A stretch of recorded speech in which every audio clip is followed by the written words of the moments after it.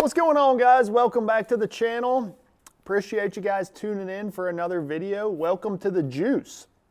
So if you guys are new to the channel or not familiar with the juice is presented by Fish USA. So Fish USA is a huge online tackle retailer. They got all things for fishing, not just bass fishing, all things fishing. So if you guys are interested in any of this tackle we're about to talk about, there's direct links in the description down below. You can head over to fishusa.com. Pick up the baits that we used in my last tournament here, which we're going to kind of dive in and give you a recap. That's basically what the juice videos are, is my recap video of my last tournament. So this will be stage 6 on the Bass Pro Tour at the James River. So we had a pretty good tournament, and I feel like there's some juice in this video, so you guys are going to want to make sure you watch the whole thing. But definitely appreciate you guys tuning in. If you're new to the channel, do me a favor, hit that subscribe button. You know, we're really trying to grow the channel right now, and I would really appreciate you guys to hit that subscribe so you don't miss out on any future videos. We're pumping out 3 videos a week right now, so definitely make sure you're subscribed and you don't miss out on any future videos. But if you guys are ready, let's jump in and let's go through the juice from the James River.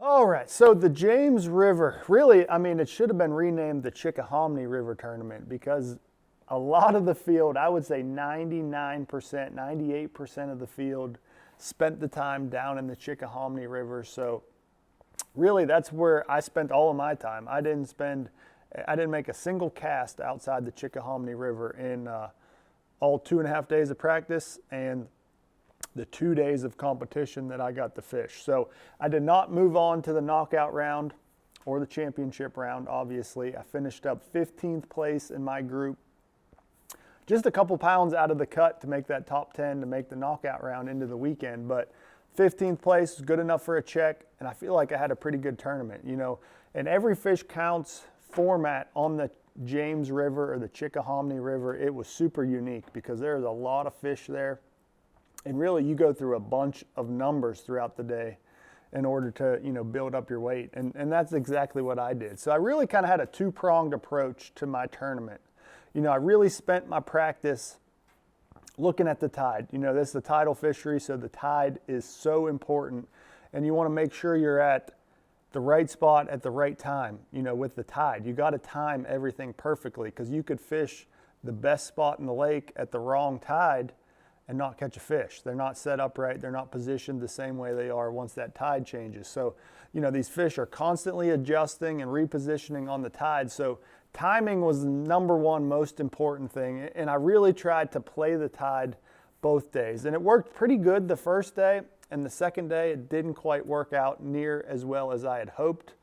But all right, so basically, like I said, I had a 2-pronged approach. I was kind of starting the mornings in some of the little feeder creeks. You know, they're kind of just marshy creeks. They got, you know, kind of arrowhead, marshy looking grass on both sides.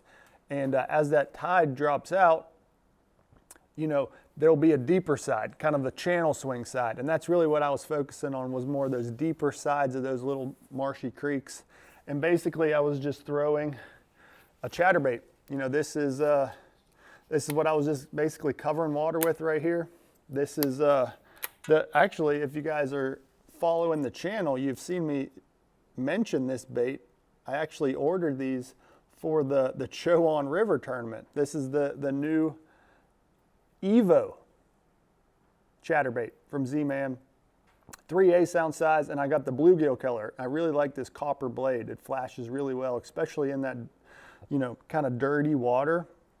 I wouldn't necessarily call it muddy, but it was just kind of dirty and stained. It had that little tint to it, and that copper blade really flashed well. You know, there's a lot of bluegill in the area, so I went with the nice natural bluegill color.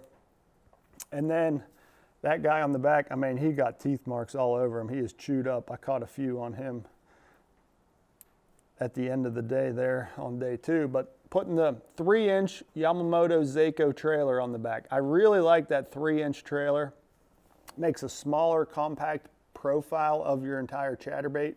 Really lets this bait dart around and dance well. But you know, this was my #1 bait for covering water in those creeks and fishing some grass lines and things like that. So throwing the chatterbait, throwing it on 15-pound Seagar Invisex fluorocarbon, and throwing it on the favorite Hex 7'5" medium heavy. I mean, you guys have seen me use this setup for years, and that is my go-to chatterbait setup. So like I said, that was kind of the start the morning in a creek, kind of cover some water, fish through a few creeks, try and pick up a few bonus fish. In the first morning, I think I caught 3 pretty quick, and then I went through some non-scorables.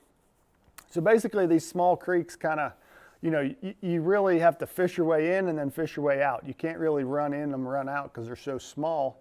You know, they would totally just stir up the banks and everything. So basically I'd fish my way in with the chatterbait, and then I'd turn around, and on my way out, I would just kind of pitch at the high percentage targets with this guy right here. Well, obviously I'm adding a bait to it, but that's the Core Tackle Ozark rig. And I was adding, where are they at? I think I got a couple left. Adding the Yamamoto Flapping Hog to it, that guy right there. So I would just take this little Ozark rig. This is a 3/16 with a 3/0 hook. It fits that little Yamamoto Flapping Hog perfectly. And I'd show you guys how to rig it, but we just dropped the video, so go check that out and you can see how to rig this. I don't want to ruin another bait. I only got a couple of these left right now. But basically I would take this and just kind of pitch those kind of channel swing banks on the way out of the creek, you know, kind of just fishing fast on my way out, and was able to pick off a few fish on the way out using the Ozark rig there. You know, the key with that, the Ozark rig, is on these tidal bodies of water. You know, a lot of the bottom is real mucky and dirty, so you don't want a real heavy bait that just falls real fast right into the muck, kind of almost buries itself, and those fish really don't like eating off the bottom because they pick up a whole mouthful of dirt or muck. So the Ozark rig, especially with the Flapping Hog, it really just glides. I mean, there's no telling how far it can just glide and just kind of, you know, almost hover right along the bottom as it glides along. And it looks just like one of those little crabs that the bass were eating. And really, really good bait, especially for those tidal water, just like that. So that was kind of my 1-2 approach for the mornings in the creeks. You know, fish pretty quick with the chatterbait, follow up with the Ozark rig. Then as that water got a little bit lower, you know, as the tide went out, the water got a little bit lower, I was spending all my time out on the main drag of the Chickahominy River, you know, just fishing isolated pieces of wood, whether it's a submerged log, you know, a deadhead, a floating, you know, no, I guess he's not floating because he's laying on the bottom, but it was a tree that floated down the river and ended up sinking down to the bottom. You know, there was a lot of little stake beds, like old duck blinds, or, you know, just a bunch of posts in the water. And then there was actually a few key cypress trees and duck blinds, you know, obvious hardcover targets. They're a current break. They got a little bit deeper water on them. So those were just key targets that I would fish, and we would take those. You know, I kind of had a 3-bait approach on these. First up, you know, this was for more the shallow, visible cypress trees and duck blinds. I was taking this guy right here, just the 5-inch Senko. I mean, he's a little chewed up, but 5-inch Senko, wacky style, Trokar TK137 finesse hook.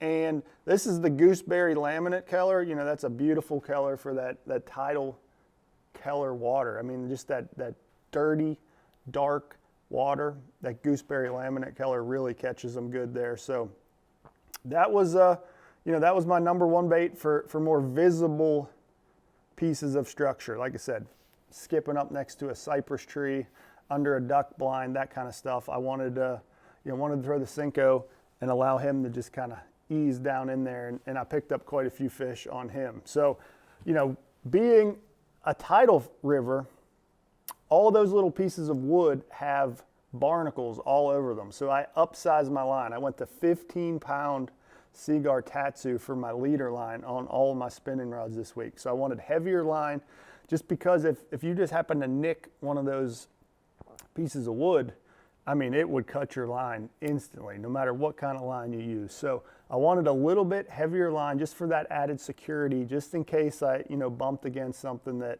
I had that heavier line to help me land those fish. And that was super key there as well. So like I said, the Trocar TK137, that's the weedless version. I feel like it just helps me fish around that wood and not get hung up as much. And then throwing him on the spinning rod, you guys always see me throw the favorite Hex 7.2 medium heavy. But that right there, that's the Wacky Rig setup. And then we also had a drop shot. So we did a lot of damage on the drop shot as well. And this was for more of those submerged pieces of wood, like I said, whether it's a tree that had float down the river, the stake beds, brush piles, that kind of stuff. I wanted a bait that could get down there and just kind of hover right in front of them, and that was the drop shot. So same setup on the line, 15-pound Tatsu. I wanted that heavier leader line. Throwing this one with the new Seaguar braid, the PEX 8. Really love that stuff. Been using that all season. That's awesome. And then down to the business end, the Trocar TK180 drop shot hook. I went with the 2/0 size. Typically I use a 1/0 or 2/0 size, just depending on the fishery. But I was using a little bit bigger worm than your standard drop shot setup, I guess. So I wanted that 2/0 size hook, and then went down to an Epic tungsten drop shot weight.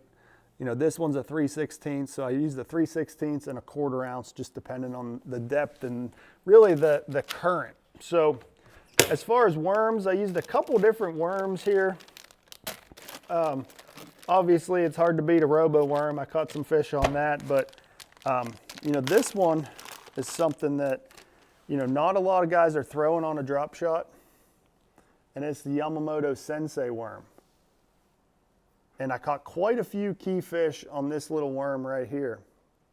So the cool thing about this is it's neutrally buoyant. So, it acts very natural and has tons of action on a drop shot.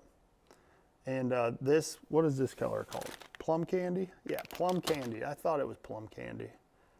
This one caught a lot of key fish for me. I love that plum candy color in that dark, dirty water. But that right there, that was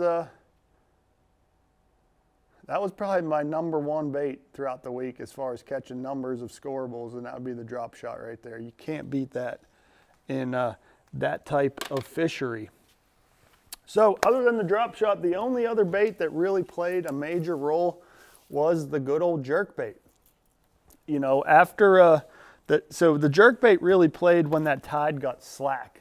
If there was no current coming in or going out, those fish kind of started suspending a little bit. So they'd kind of get up off of the wood and kind of suspend. And that's when I picked up the jerkbait, would twitch it over there, and they would shoot up, and 3 or 4 or 5 of them fighting over it, and was able to catch quite a few key scorables on the old jerkbait. But that's really it, guys. Like I said, I kept it pretty simple. I kind of had a 2-pronged approach and really just had to adjust with the tide every day. I had a couple key areas or stretches with multiple pieces of wood that on low tide, these fish would really congregate. But as that water started to come back in the afternoon, they would kind of adjust. They would slide, get on little grass points or slide towards the bank a little bit. So, the main key all week was just staying on top of that tide, adjusting with the fish. The fish don't move long ways. They just kind of adjust in that little area based on the tide. And, I had a couple really big groups of fish that would just kind of slide in, slide out, slide in, slide around, and set up on different little areas depending on the tide. And the timing was crucial. So that was really the whole game plan for the James River. Like I said, I had just short of making that knockout round. I had a few bites there at the end of the second day that, really would have catapulted me up into that cut. But I think the pressure got to them. They were just kind of short striking, weren't quite committing the way that they should, and we just didn't quite get them in the boat. But overall, great tournament. got a paycheck, sitting good in the points, sitting good in heavy hitters. So no complaints here, and really excited to spend some time at home, spend 4th of July with some friends and family, enjoying America, celebrating America, I guess.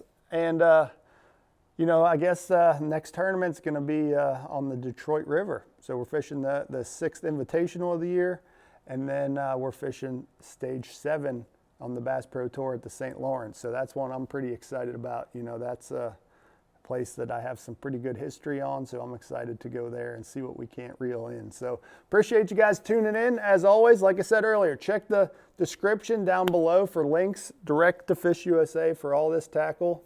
And as always, we'll see you guys next time.